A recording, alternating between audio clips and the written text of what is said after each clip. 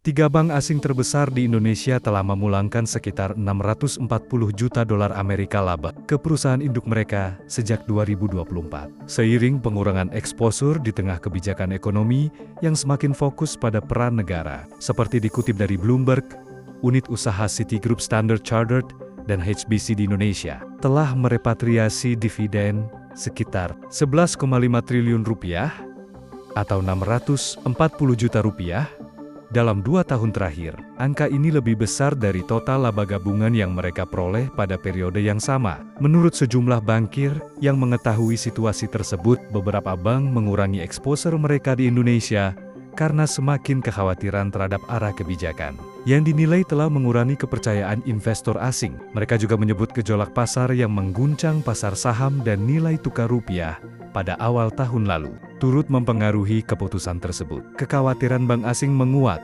setelah Presiden Prabowo memperluas peran Danantara, badan pengelola ratusan BUMN dengan aset sekitar 900 miliar dolar Amerika, termasuk saat lembaga tersebut mencari fasilitas pinjaman 10 miliar dolar Amerika yang melibatkan institusi perbankan. Sejumlah eksekutif menilai permintaan itu mengindikasikan bahwa institusi keuangan dapat menghadapi tekanan yang lebih besar demi mendukung program prioritas pemerintah Indonesia. Tak hanya itu, Danantara tahun lalu menghimpun 50 triliun rupiah melalui Patriot Bonds dari para konglomerat Indonesia, instrumen utang yang memberi imunitas hukum dan pajak bagi para pembelinya. Sehingga sejumlah analis memperingatkan bahwa kebijakan tersebut dapat menarik dana yang berasal dari sumber yang dipertanyakan dan semakin mempengaruhi reputasi Indonesia. Di antara 3 bank asing terbesar di Indonesia, Standard Chartered mencatat perubahan paling signifikan